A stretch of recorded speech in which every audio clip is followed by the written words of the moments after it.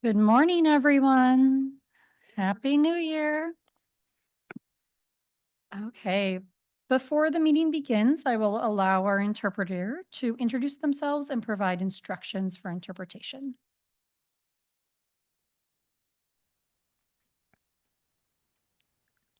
Good morning. Announcement from interpreter. To use the interpretation feature, please scroll to the bottom of the screen where the meeting controls are. Click on the interpretation icon, World, and select English as your language. If you're joining through the Zoom mobile app, cell phone, tablet, etc., please press the ellipsis, then interpretation, and then choose your language. Finally, click on Mute Original Audio to not hear the original Spanish flow in the background. Headsets are available for interpretation. If you are in the meeting room, please check out a headset from the receptionist in the lobby. Aviso por parte del intérprete.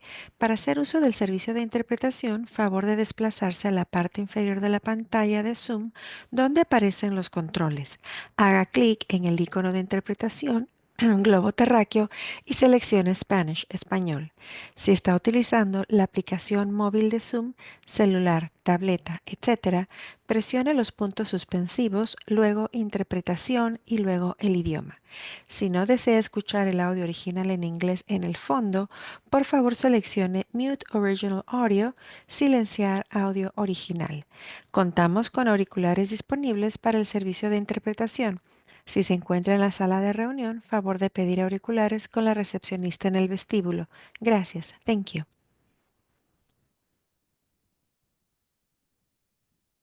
Welcome to the January 21st, 2025 STEC meeting. Bienvenidos a la I'm your newly appointed chair, Christine Stensberg. Can we please have our clerk confirm quorum with a roll call? Yes, we have 9 voting members present. Special interest voting member seat A, Wayne Landon.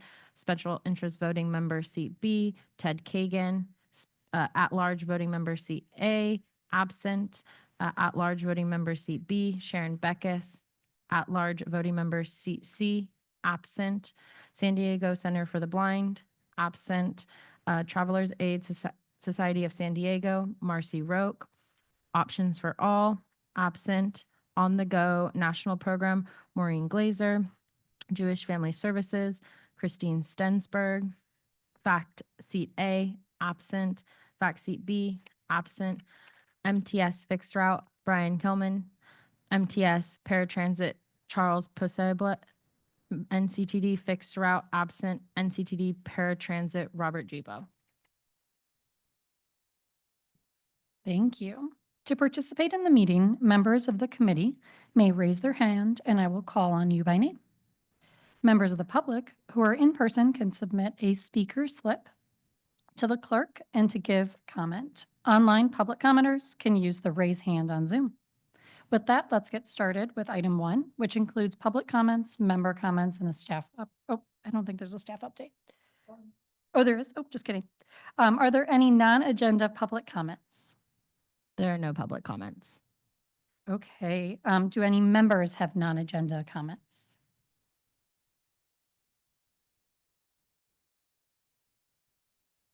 Okay, moving on. Brian, any staff updates? Thank you, Chair.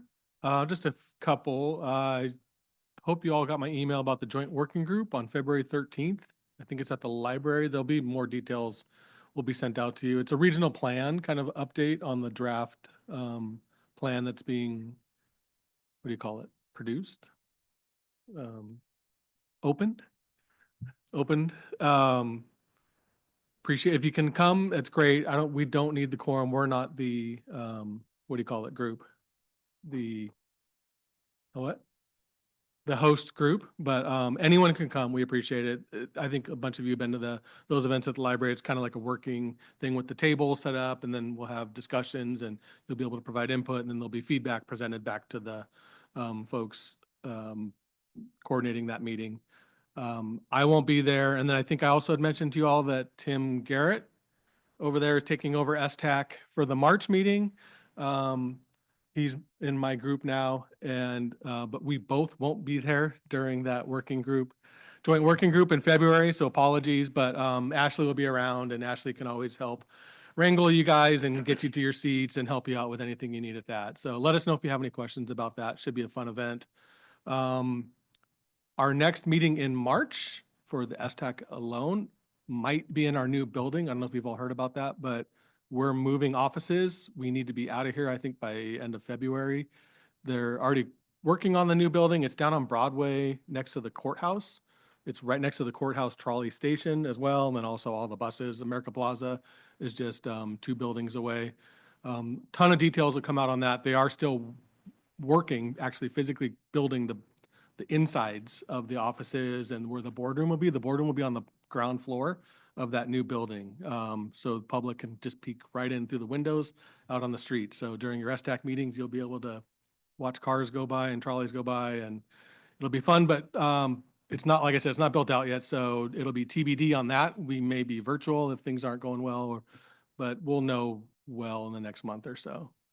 And then lastly, just coordinated plan. Tim had come last meeting to talk to you about the updates to the coordinated plan. They started opening that survey and then closed the survey like a month ago or so.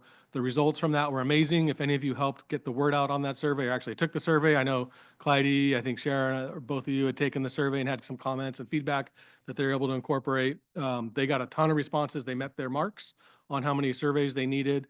And out of the surveys, they're going to organize focus groups, a couple focus groups of folks to really kind of get into the weeds of kind of some of the things that folks are talking about on their unmet needs. I know we talk about it here, but really there's not a whole lot because it's just us.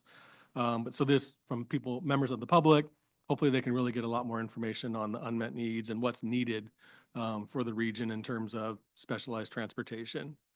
I think that was it for updates for me. If anyone else has anything staff-wise, no?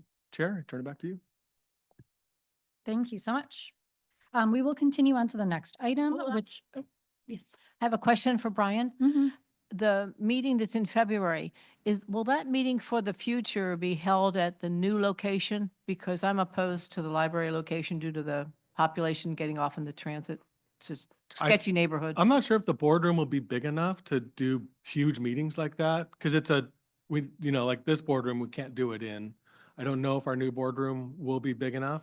If it is, I think they'd like to, because then we don't have to rent out other places, because we have to pay the library, I think, or something. So TBD on that, but we've heard that about the library. It's not the best. I know getting up and down to that top floor is not always easy, and outside. Well, not only if you don't have a car and you're using public transit, you have to walk through some unsavory characters. Yeah.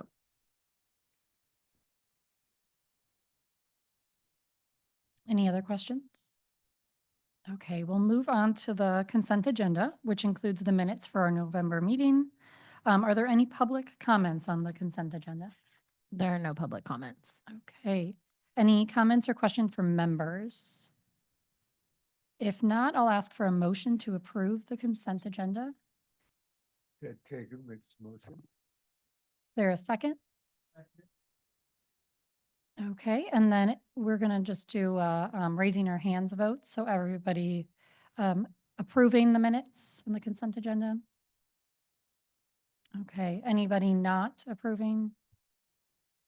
Thank you, Sharon. Anybody abstaining? Oh, okay. Amend that. Okay, thank you. We will now move on to our next item. Item 4 is an update on the airport transit connection. We have a presentation from Jennifer and Emily.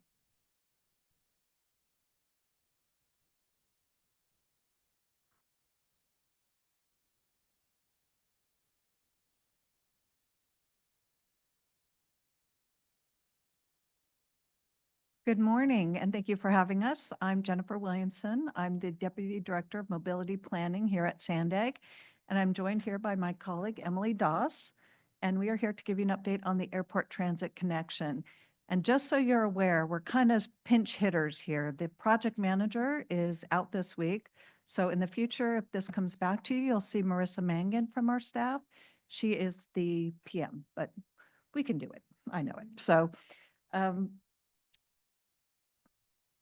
So last year, our board of directors got an update on the airport transit connector. And essentially what this update was is that we were taking the project back out of the engineering section and bringing it back into planning.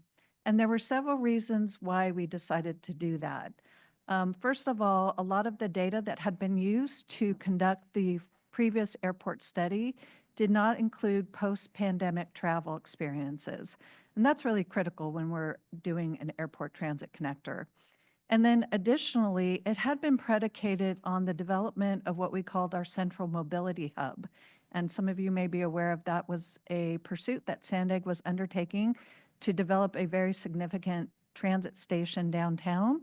SANDAG's no longer pursuing that at this point, so we needed to reevaluate where we can connect the airport transit connector to.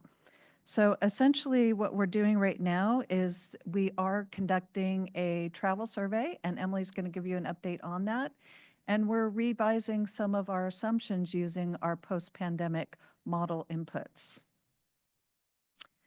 So where does that leave us if we're not looking at a central mobility hub? We are focusing on 2 locations to connect our airport transit to, and that would be our Old Town Transit Center and then also the Santa Fe Depot. And the reasons we're really focused on those areas is because they have significant infrastructure to support connections at both of those locations. So if you think about Old Town today, you've got Coaster, you've got Amtrak, you've got 2 trolley lines and multiple bus options connecting there. And it allows people from North County to connect without having to go out of direction to get to a trolley connection or whatever it ends up being to get to the airport. And then additionally, what we've learned from the airport is that a lot of the employees that work at the airport today come from the South. They're South Bay residents. They live, somewhere where they're connecting to a southbound trolley if they're coming from on public transit. If they're driving and there's very limited space for employees at the airport, they are also coming from the south. So that southbound connector at Santa Fe Depot is really essential. So those are the 2 primary locations that we are focused on today. Let's talk about the different modes that we're looking at. So there's 3 modes that we're currently identified, and that includes the automated people mover, the trolley as you know it today, and then what we're calling enhanced bus connection. And the automated people mover, for those of you who have traveled to a lot of other airports, you've probably used one to connect to different terminals, to connect from rental car facilities. They're essentially driverless vehicles that operate on their own guideway. And they're really good. They have very high frequency connections. But some of the challenges associated with the automated people mover for San Diego is that it's new technology. So what that means is that we don't have a facility that is designed to support those vehicles like we do the trolley. We would have to develop a whole new maintenance facility. We would have to train a whole new group of folks to maintain these vehicles. And then additionally, because they are fully electrified vehicles, they need to be on their own guideway. They will not share the roadway. They cannot be at grade or in the street with cars because you cannot cross an electrified, the electrified source of power. You cannot cross those. So essentially, however the automated people mover is built, it would require a transfer from other transit options. So something to keep in mind. Our trolley, the value there is that the trolley is something that San Diego knows, and we're pretty good at operating it. We have a lot of infrastructure to support it. We have a whole operating system, MTS, who has a 50-year proven history of operating the trolley. Some of the challenges, though, with operating the trolley to the airport is that we would have to share the same tracks as some other services. So if you think about it, the blue line and the green line would need to share with the future trolley route. And what this means is that we could achieve about 10-minute headways, our frequency on the trolley is what we think. And we think that's really pretty great, actually, 10 minutes when you're sharing it with other lines. But it does create some interlining issues for future service on the trolley. So that's something that we're keeping in mind. And then additionally, the trolley right now operates at grade, and that means it operates in the street with cars. And you've seen all of the, gates that come down when the trolley passes through. that creates delay for passengers. And it also creates a lot of congestion downtown because cars have to stop and wait for the trolley to come through. So there's some pluses and negatives to the trolley as well. And then finally, our option that we're looking at is enhanced bus. And when I talk about enhanced bus, what I'm talking about here is elevating the bus to a point where it could have a lot of priority to connect to both Old Town and Santa Fe Depot. At Old Town, this could look at using the existing on-airport roadway that the rental car facility uses right now. So the transit buses could access the on-airport facility and bypass congestion through Laurel and, all that kind of congestion in and around the airport. So that's a great benefit from Old Town. And then from Santa Fe Depot, the port has in what they call their port master plan, kind of their strategic planning document, a preferred alternative that would prioritize buses in their own dedicated lane on Harbor Drive. And that was a future, kind of a future plan for them. We're looking at trying to see if we can expedite that and put our buses in that. And essentially what that would do is give the buses a high level of priority between Santa Fe Depot and then the current, the terminals at Terminal 1 and 2. So I don't know if you all are aware, but the airport has been working with SANDAG for a while on developing a transit system for the airport to serve the airport. And as part of their expansion of Terminal 1, they have dedicated, I think it's about a 2-acre site that they call the transit ready area. It's equidistant between Terminal 1 and Terminal 2, which is great. It's accessible. It lands essentially on the second floor of the airport where you would check in. That's where all cars are going to be coming in now. And it would allow for easy access to, each of the terminals. So this has been a really great benefit for our transit planning because if it is some kind of a rail option, we have the capacity and the land to support stopping it at the airport. So let's talk about the automated people mover concepts. And I'm going to turn to my page so I don't get these wrong. We've been working on this for the past couple of years, and SANDAG developed quite a few automated people mover concepts. Essentially, there are 13. And there's actually about, as it says here, 5 with variations. And what those variations are how they operate, essentially. Are they on bridge structure? Are they in a tunnel? Or, do they operate on the airport area? And so essentially, these different concepts, we've whittled these down to 5, and these are the ones that we're moving forward with a pare down. I will say that some of these are being evaluated to be removed because there's concepts in here that look to go to the Middletown station. We've determined that Middletown would be very difficult to have a people mover at because it would have to come around the point of the airport where the airplanes land, and essentially you would have to construct underneath that runway, and it opens up quite an extensive and potentially risky way to, put the automated people mover below grade at that point. So there are a few concepts that will immediately drop out because of feasibility, but then we'll be moving some of these forward, the ones that are coming out of the Santa Fe Depot into the next round. The trolley concept, so when we first started this a few years ago, the trolley concept, we essentially used one concept that the MTS, the Metropolitan Transit System, developed that looked at providing a connection from the convention center directly to the airport. And part of that concept really wasn't well fleshed out, and we wanted to look at how we could elevate it because it was getting 15-minute service on it. And we think that 15 minutes might be a little bit too long for people that are really time sensitive in using the airport. It also had things that we wanted to elevate. So we wanted to give much more priority to the trolley so that it could operate on those congested downtown streets without having to stop so much. So we're looking at an option, which we're calling option B, 6B, which would essentially trench the trolley through downtown San Diego. And let me give you a little bit of a look-see at what that looks like. So right now, the trolley is trenched, but only at 2 intersections. So what we would look at doing is extending that trench significantly for up to 3 more intersections so that the trolley could operate below grade. So along that whole stretch, we would be below the existing street level. And what that would do is it would allow the trolley to go, much faster through downtown. It would also limit the impacts to the existing really congested roadways.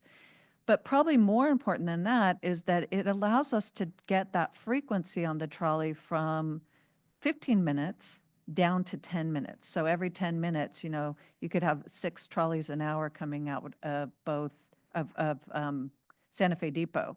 So that was really critical to us because most systems would operate that serve the airport operate at a 10-minute service.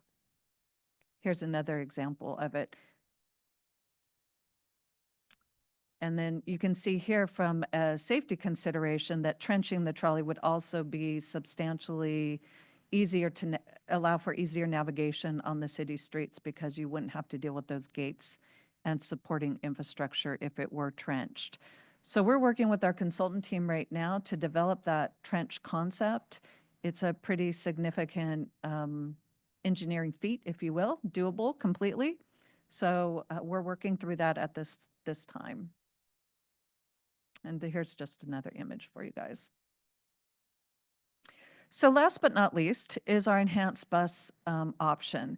And really the important thing here is that if we do pick a rail service as the preferred alternative to support the airport, it's going to take a while to build. It's probably going to be, 10 to 15 years before we'll have that service in place. But we know that we want to serve the airport in a much more meaningful way when it opens, when the new terminal opens, than what's out there today. So what we're looking at is expanding the existing Route 992, which is an existing bus route that currently operates to the airport. It operates, I believe, at 15-minute service daily, and we'd look to take that down to 10 minutes all day. And then we would look to implement some of those priority measures that we talked about. Is there a place that we can get good progression through signals? Is there places that we could get priority lanes? Can we use the airport roadway for that service connection? The beauty of a bus is that it doesn't require all that infrastructure that a rail connection requires. Essentially, once we get the priority measures approved and acquire the buses, we can be good to go. So we are looking at 2 options, a near term and a midterm. The near term would be essentially increasing service through frequency enhancements. And then the midterm is building those priority treatments and getting better progression for the bus. So here you see we would have both connections at the Old Town today. And actually, if you didn't know, the Old Town does have an existing connection to the airport. It's called the Flyer, and it's operated by the airport. It has 20-minute frequencies, which we think is a little bit low. So part of this would be to bump that service up as well. So what do we do with all these concepts? We have, I said 13 automated people mover concepts. We have a couple trolley options, and we have the bus. So what we're going to be doing is what we're calling the pare down approach. Essentially, we got to get this number down because when you go into an environmental impact report or environmental process, you really want to take like 2 to 3 options through your environmental process. You don't really move 17 options through because it take you forever and it'd be very, very expensive, and it just makes it very, very difficult. So we're going to take a common sense approach to this. And essentially, as I said before, we're going to eliminate a couple of those people mover options off the top. And essentially that's because Middletown isn't a good option. It's not, it would require some significant infrastructure improvements, and both the coaster and Amtrak would not stop at Middletown because it would just delay the overall services there. So it doesn't make sense to continue to support that option. We would also look at the 13 remaining and look at how those can access the airport and where they need to have their termini and their maintenance facilities. So when I say this, the maintenance facility with the trolley, as I indicated, that's an existing service. That's something that we have today. If we had to build a future maintenance facility for an automated people mover, because remember, different technology requires a whole different system to support it, we need to figure out where that would be and how those different options could, you know, utilize that maintenance and storage facility. So that's part of the consideration. But more importantly is this airport survey that I talked about earlier, which will give us data on which one of these performs the best in terms of ridership. You know, what that in the end, that's really what we want to do, is get people on the whatever service we pick. So we'll be looking at the survey results and looking at the ridership that comes out of those survey results and really figure out where do we get the biggest bang for our buck. And then finally, we're also going to look at money. So these are pretty costly, all of these services. The trolley, we're looking at a $2 to potentially $4 billion cost to extend that trolley down to the airport. The automated people mover concept could be upwards of, you know, $5 to $7 billion. And then the bus is in the mere millions of dollars. It's kind of hard to talk about billions and millions so cavalier, but yeah, the bus is a much cheaper option. And so that will allow us to hopefully get down to that handful of different concepts that we really want to move into our environmental document. So with that, I think I am going to turn it over to Emily. Emily, go ahead. Thanks, Jennifer. Hi, everyone. So as Jennifer mentioned, we recently conducted an airport travel survey in the fall, this previous fall, beginning in October through November. And we made this commitment to the board when we presented this project shortly after the ATC project came over to the planning department, February 2024. And this was really a missing piece in the puzzle that we needed to collect data on to inform our planning and our transportation model. So the way that we structured this survey, it was an intercept survey, a face-to-face survey experience where a surveyor was physically surveying people at Terminal 1, Terminal 2, on board MTS Route 992, on the airport Old Town Flyer that Jennifer had mentioned, and on employee shuttles, rental car shuttles. And then we also had an online self-administered survey where folks were guided to a survey portal to submit feedback on their own devices while they were awaiting their flight or awaiting their bag at baggage claim, what have you.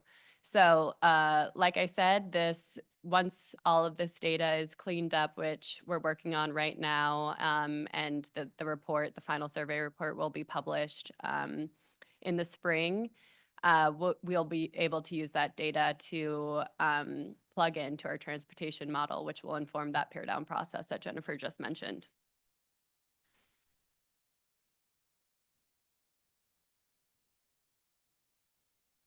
Here you'll see some preliminary stats on our intercept survey. Our goal, we exceeded our goal by a few hundred, which was very exciting. And one of the biggest key insights that we've taken thus far is that 70% of trips people are taking at the San Diego airport are for non-business and personal, and 30% are for our business or work-related. And another key stat that we've taken from the preliminary results are that 75% of folks were dropped off or drove themselves to the airport. And drop off could be from either, Lyft or an Uber or other form of TNC taxi, or from a friend or family member. So moving on into our engagement for this project, our public affairs strategy ensures that the region is well informed and will lead the process for facilitating public engagement to ultimately secure funding for this project. This winter, we're focusing on updating and maintaining dialogues with our internal stakeholders like you, the other working groups, committees, and board. And in early 2025, as we begin paring down the concepts, our public affairs effort will focus on collecting feedback through polling and targeted community group meetings. And then in this coming summer, we'll focus on collecting feedback and promoting the interim bus connections to the new Terminal 1 at the airport. Phase 1A at the airport will open at the end of this year. So we're going to work very hard to get that interim bus solution implemented as quick as possible, while also incorporating feedback from the community members. And in the fall, our public affairs tactics will support the notice of preparation and environmental impact report processes by offering the public opportunities to provide feedback at public meetings and through online options. So here you'll see our look ahead for this project. Like I said, this past fall, we completed the data collection through our airport travel survey.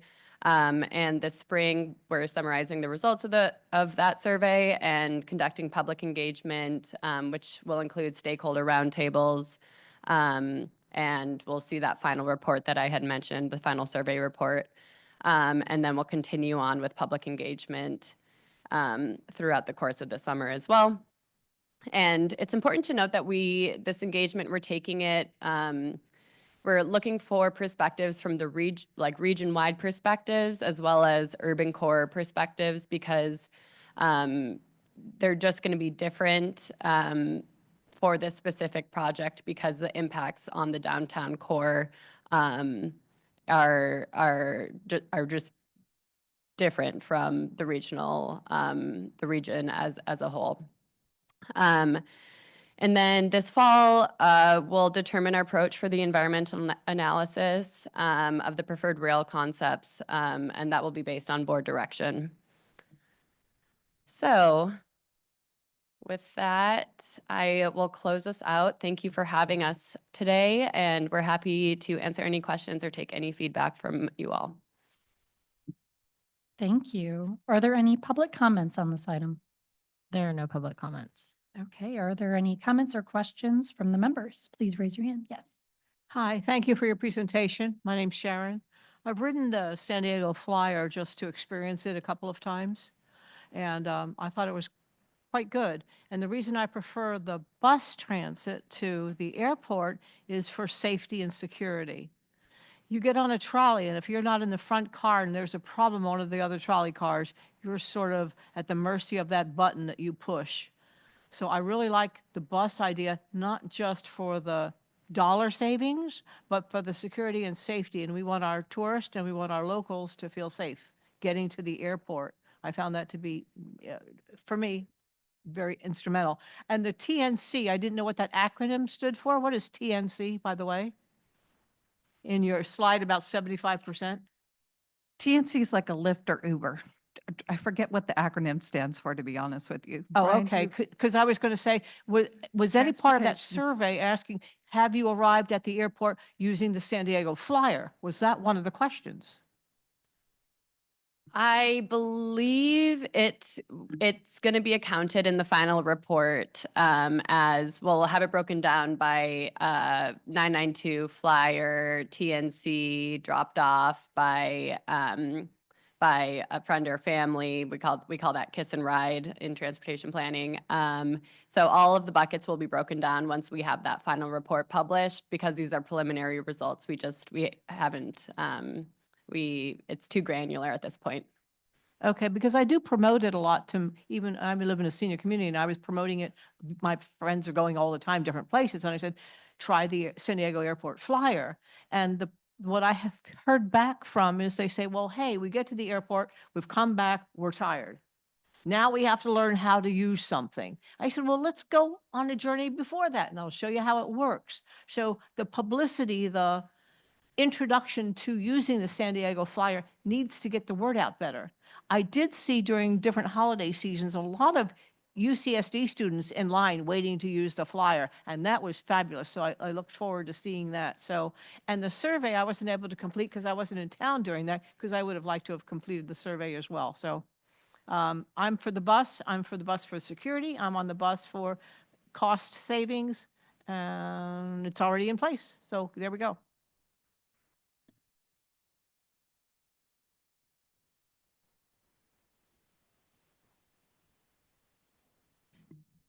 The flyer is, as for TNCs, like Uber and Lyft, you'd have to call, you'd have to specifically call a ADA ride.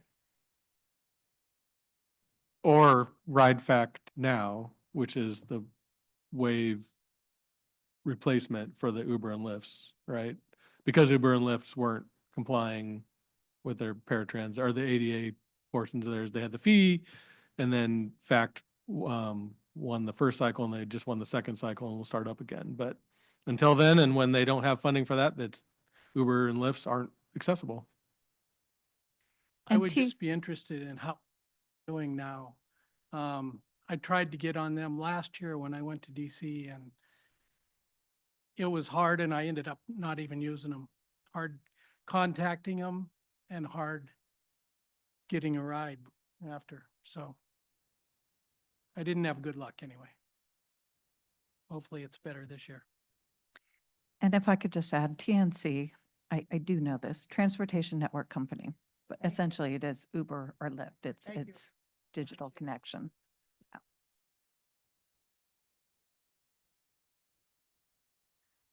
Any other questions?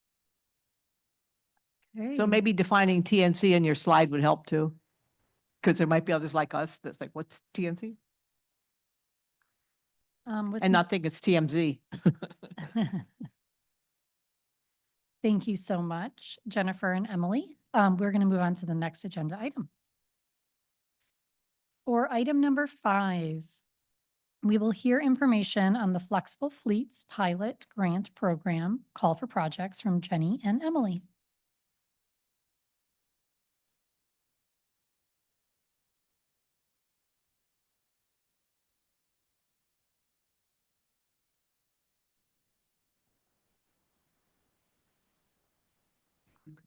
Hi, everyone. I'm still here. Emily Doss, Associate Regional Planner on SANDAG's mobility team, joined with Jenny Russo, and I'll let you introduce yourself. Hi, everyone. I'm Jenny Russo. I'm the Grants Program Manager here at the agency. You're probably more familiar with me on our Specialized Transportation Grant Program, but I'm working with Emily on a different one. So we are here today to share about the brand new Flexible Fleet Pilot Grant program at SANDAG. And you guys are actually our first presentation on this brand new grant program. So we're really looking forward to hearing your feedback and answering any questions you may have about the new program. So let's first start with a reminder of what flexible fleets are. I believe we've brought this updates about the flexible fleet program to STAC several times over the past few years. The latest was in September of 2024. But as a reminder, Flexible Fleets is an initiative that uses on-demand transportation services to move people locally or around the region. And riders can use these services to reach local destinations within their communities or connect to high-speed transit. And the goal of this initiative is to provide affordable transportation choices for all users while helping to reduce air pollution and congestion. So the flexible fleet categories are plentiful. I'll start with micromobility. So I'm sure many of you are familiar. There are the small, lower speed vehicles such as e-scooters, bikes, and e-bikes, often referred to as scooter share or bike share.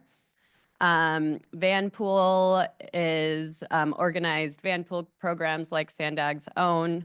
Car share is similar to like Zipcar, where you can rent out a vehicle for a certain period of time. Rideshare is like Uber Pool, which I don't believe actually is still in operation anymore, but Lyft Shared is when you share a TNC ride with with other folks. So they're pooled trips. And then microtransit, they're multi-passenger vehicles that can carry 5 to 15 passengers and provide rides within a defined service area. And then neighborhood electric vehicle shuttles are a type of microtransit service. They're lower speed electric shuttles, and they're used for short trips, typically up to 3 miles. And they operate on a fixed route or an on-demand route. So all of these services are typically reserved through a mobile app. However, SANDAG and other public agencies work with the private sector to ensure that there are options for people without access to a smartphone or to a credit or debit card. The San Diego region has seen a number of companies that have come and gone in the shared scooter space. And in recent years, there's been new microtransit and NEV shuttle pilots popping up that have proven to be very exciting for the region. So SANDAG has had varying levels of involvement with pilots throughout the region over the past few years. So I'll share a little bit about the pilots that are SANDAG funded or partially SANDAG funded. When the board of directors dedicated this funding, or the initial set of funding to the Flexible Fleet Program in 2019, we were able to provide financial assistance to early adopters in our region, including Oceanside. The GoSide shuttle is Oceanside's third iteration of NEV services. We've historically seen a lot of success in this community because it's it hasn't had a completely stable funding source. The service has had to go in and out of service operations, or it's had to start and stop a few times. But we're excited to see this this program continue through the current fiscal year and hopefully through the summer and for many years to come. The Beach Bug built upon SANDAG's Mid-Coast Mobility Hub strategy, and it leverages our investment in the Blue Line. This pilot was in collaboration with the City of San Diego and the Pacific Beach Parking Advisory Council, and it ran from July 2023 to October 2024. So that pilot is now done. The Southeast San Diego Microtransit program is one of our first microtransit partnerships that will use larger vehicles, and this builds upon a transportation needs assessment that was completed by a local community-based organization, the Urban Collaborative Project, who helped us compete for grant funding from CARB. And this service will launch in the summer. And then just to show a few other programs not funded through SANDAG that are planned or have ran but are currently paused or are currently running in the region. And just another mention of what else we do with the SANDAG Flexible Fleet Program. We do have a Flexible Fleet Task Force. We meet bi-monthly. So a lot of the folks that the program administrators for the programs that are shown on the screen here are part of this task force, and we discuss best practices, lessons learned, ways in which SANDAG can support these organizations and agencies and provide guidance with implementation. And several of these program administrators I'll mention have leveraged our flexible fleet strategic plan to compete for state funding. And I'll also mention that we've been collecting data and it's been integrated into SANDAG's open data portal where members of the public can view data on the existing pilots in the San Diego region. So there's no one-size-fits-all approach for these services. The Fred in downtown San Diego has been around for nearly a decade, since 2016, and IB Shuffling started as a small business in Imperial Beach. Mid-City Go in North Park and City Heights is funded through a state grant and actually managed by business improvement districts. So as you can see, all of these pilots differ. They, due to unique needs of the community, these pilots are easy to tailor to fit those specific needs and within budget too. So moving on to the accessibility of these flexible fleet services. Flexible fleets offer ADA accessible ride options. An example includes door-to-door service for service areas that operate on a virtual stop model, and call center options for folks without access to a smartphone. And the service zones can be easily modified to reach disabled populations, such as senior housing facilities. And the SANDAG pilots also offer language assistance options. All right, so that was a long-winded refresh on what flexible fleets were, since I know you just heard an update in September, but moving on into the grant program.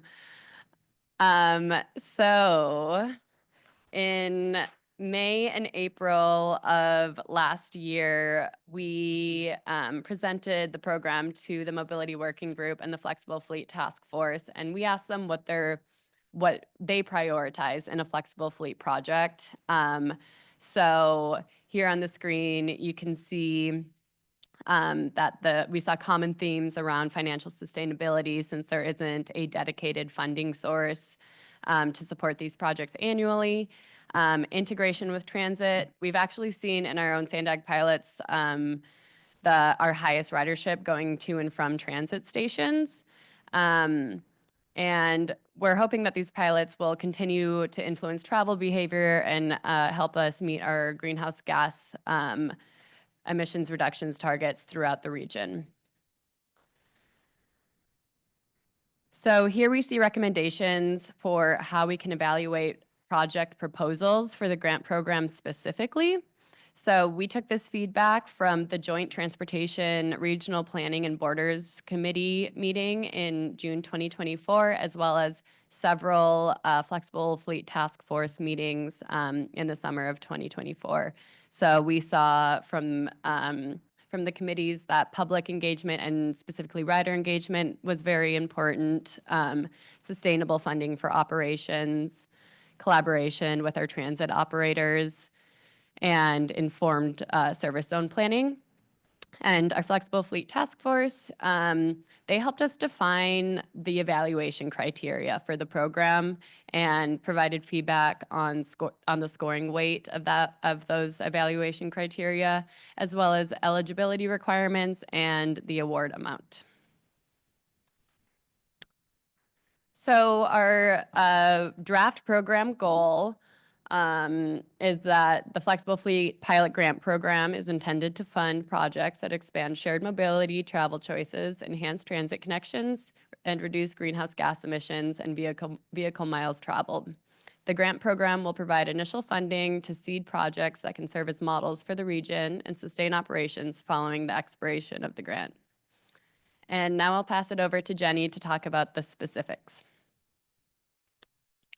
All right. So based on all of this feedback that we've heard so far from our Flexible Fleets Task Force, our Mobility Working Group, we've consolidated and determined that the eligible applicants would be federal, state, and local government agencies, tribal organizations, transit districts, and military institutions, as you can see here on this slide. Our eligible grant types would be two different sort of subcategories. One would be our service operations, so the actual delivery of the service. And then the other one would be capital, which could be things like vehicle purchases, software, any supportive infrastructure, so like signage, things like that. Shown here in orange are some of our sample eligible activities that you would see, which kind of correspond to those categories that I mentioned earlier. In terms of funding, so we've identified some of our formula funding that we get from the federal government. It's our Regional Transportation Service Program, or RSTP. We can set aside $4.5 million of that funding to offer through this pilot grant program. It would have a maximum award per project or per application of $1 million. And in terms of requirements, some of you who are familiar with our Section 5310 grant program, it would be very similar requirements. There is a required match that comes from the federal government that we do have to sort of leverage their funding with funding from the applicant. So there'd be a required match of 11.47%, and it would come with all of the federal provisions that we're pretty used to. So things like non-discrimination, Title VI plans, ADA, accessibility, things like that, that most of you are probably very familiar with. In terms of timeline, so as Emily mentioned, we're starting our sort of final round, coming around through our working groups, seeking feedback and input on our eligibility, our scoring criteria, and things like that. We'll be going through this month all the way through sort of the end of March, collecting feedback from our various working groups. We're also going to be bringing it to our transportation committee as a draft so we can get their input on what they might like to see and any changes they may want for us to make. Then from there in April, we will take the final call for projects to the Transportation Committee and the Board of Directors for their approval. That would open a 90-day application window, which is similar to what we have on our other grant programs. So applications would be due sometime in the July, I think it's mid or late July timeframe. From there, we would follow the similar process. So we have an evaluation committee of external evaluators that would look through all of the applications and score them. And those funding recommendations would be announced in September and be brought same through our Transportation Committee and Board of Directors for their approval. Grant agreements would probably start in the November timeframe, and projects are expected to last for 3 years. So starting in 2026 probably is when service would begin and extend through 2029. With that match funding, we're also asking, as you may have noticed if you've had a chance to look in the criteria, that we're asking applicants to also disclose if they'll have funding to extend that pilot beyond the grant term, and they'll be receiving points depending on if it's a year, 2 years, 3 years, that sort of thing. So this 2029 timeframe that you see here is just for the grant funding on its own. We're hoping that these services would continue because we know that they're a needed service and we'd like to see that. That's part of the program goal. So the draft evaluation criteria, they're provided for you in detail in attachment 1. As you can see here on this slide, and similar to what Emily mentioned earlier, the criteria with the highest weight are financial sustainability, feasibility, and integration with transit. So we're pulling together those themes that we heard from our stakeholder feedback and incorporating those throughout the criteria. We also have criteria on equity and accessibility, the engagement, so reaching out to the community, finding out what's needed, adapting that service to it, and continuing that engagement throughout that entire lifespan of the program so that that is continuous feedback loop that's going back in, and then matching funds, as you can kind of see rounding us out here. The full criteria, as I mentioned, is in attachment 1. We're here looking for feedback from you today. So if you have questions about one of the criteria, what it means, or anything that you'd like us to incorporate or clarify, we're happy to do that. That's part of what we're doing. And with that, I will turn it back over to the chair, and Emily and I are here happy to answer any questions. Thank you. Are there any public comments on this item? There are no public comments. Okay. Do any members have any comments or questions on this item? Sharon Beckus, hi, thanks. The flexible fleets, how do we, the users or the residents in this community, get to hear about them? I never get to hear about them. The PB shuttle bug, I never heard about it till I came to this meeting. It was never advertised hardly at all. And some of the, like the Fred and everything like that, how do you get the word out? And the other part of that is the PB shuttle, the reason I ran into problems with that is it's outsourced to book the ride to a non-resident of San Diego. So I couldn't even get help with a local, so you need to have the infrastructure, the administrative staff for the shuttle fleet services to be local, so the local people can get local help. My feedback. So how do we hear about this, and can we sign up for email alerts about what's up and coming? Thanks. Thanks, Sharon. Yes, absolutely. We will, we do push out updates via our Sustainable Transportation Services newsletter on flexible fleets, but those are typically about SANDAG funded fleets. I think that's a great idea to have a place with information about region-wide fleets, whether or not SANDAG's involved with them. But up to this point, you know, like the Fred in downtown San Diego, it's really up to the city of San Diego and Circuit, the operator, to spread the word about the service. But I think that's a great idea, and I think that there's probably a lot of people in the region that aren't even aware that they have a service available to them that's right next door, due to lack of marketing efforts.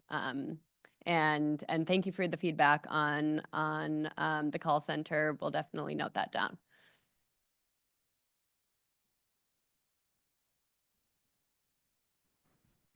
Are nonprofits allowed to submit an application? Not as a direct applicant, but you could partner with one of those other entities to be able to do it. I believe that came out of the feedback from the Flexible Fleet Task Force. Okay, thank you. Any other questions?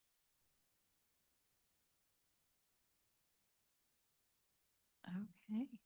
Thank you so much, Jenny and Emily. Thank you. Okay, we'll move on to our next informational item, which is updates from MTS, NCTD, and FACT. I'll let Brian introduce the representatives. All right, start with MTS. Charles, do you want to do? Yep. Fair Transit? Well, Brian. All right, good morning. The first update I want to provide is that as of January 1st, 2025, MTS has stopped accepting new applicants for their MTS access program under the Do Not Leave Alone policy. So if you used it prior to January 1st of 2025, you're grandfathered in for the next year. As of January 1st, 2026, the program will go away entirely. So if you have any questions, feel free to reach out to me. So the Do Not Leave Alone, it looks like they're kind of questioning what that is. It's, we have some clients that their caretaker or parent, whoever it is, they do not want to have them left alone. So there has to be somebody to hand them off to. That goes above and beyond the ADA policy. So we're kind of scaling that back a little bit. And secondly, we decided to pilot a couple electric paratransit vehicles. We're in the process of procuring them now. They'll be deployed somewhere in FY 2025. So we'll see how that works for our overall fleet.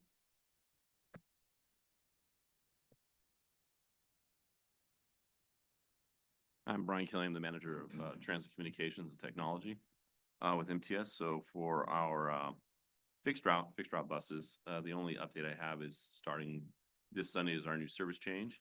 Along with that service change, we will now be offering overnight service on what is called the Route 910. This will be for riders that are traveling to and from San Ysidro, San Diego South Bay communities, and to downtown San Diego. That service will be offered every 30 minutes starting at about 12:30 a.m. It'll go to about 5 a.m. It's bridging when the trolley's not running at night. So that'll be the first time we're actually incorporating overnight service all night long. So that's my update. And then Robert? NCTD is still in the process of in-housing all of our transportation. So we're currently hiring, working on policies, procedures, getting all that in place. Our service change for fixed route usually happens in April. We are going to move that out to May to give us a little additional time to bring it in-house and then negotiate with the union. So we want to push it out to May to give us some more freedom.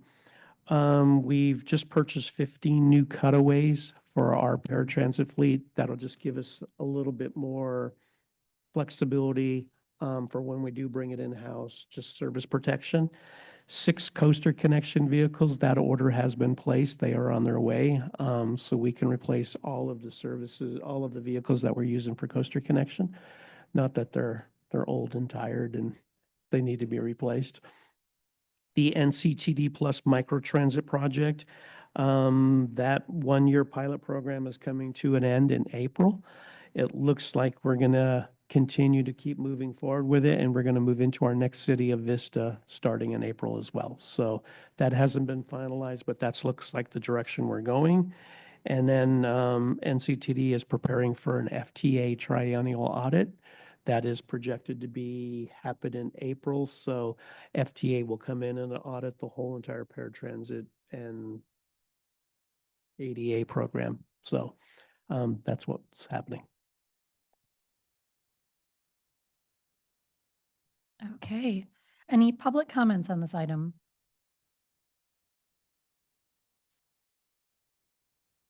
No public comments.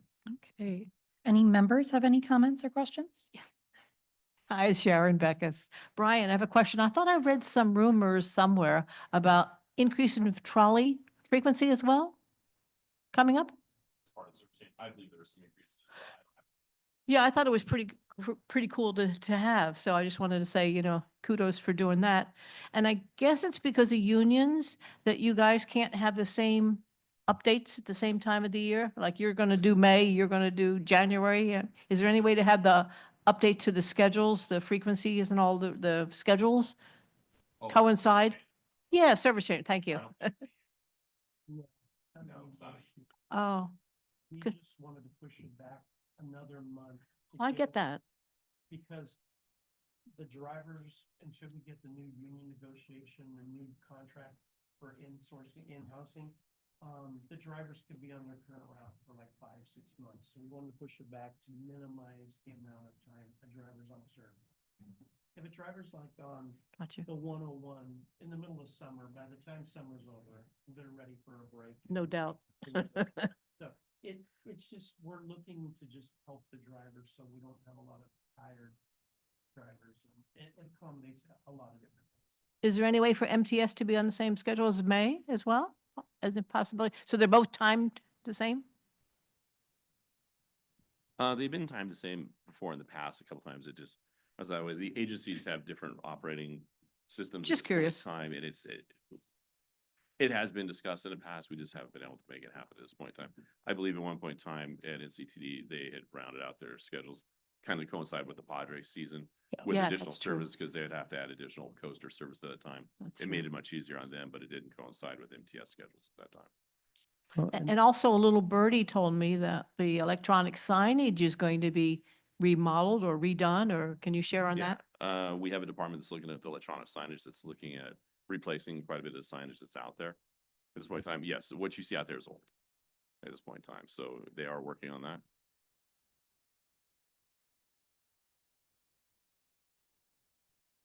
Any other questions, comments? Okay, we can move on to the last agenda item, which is unmet transit needs. Brian can provide a brief update, and then we can have a discussion from members in the public. So not much for updates. We did the public hearing last fall. Tim came with the coordinated plan update in November, and the survey was a huge thing. The focus groups that I was talking about will be a huge part of evaluating our unmet needs, comments we've heard today. Tim, I think he'll come back probably in March with an update on what's going on with the coordinated plan and what's going on there. The unmet needs section, and that is going to be beefed up big time. But if there's any new unmet needs or anything additional that you'd like to add during this item, we're always here to listen. Bless you. So I open the floor. Gesundheit. Any public comments on this item? There are no public comments. Any member comments?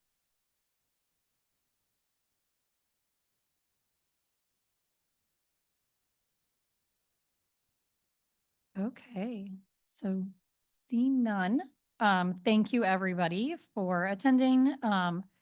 Our next meeting is March 18th at 10 o'clock, and more information on location coming. Yes.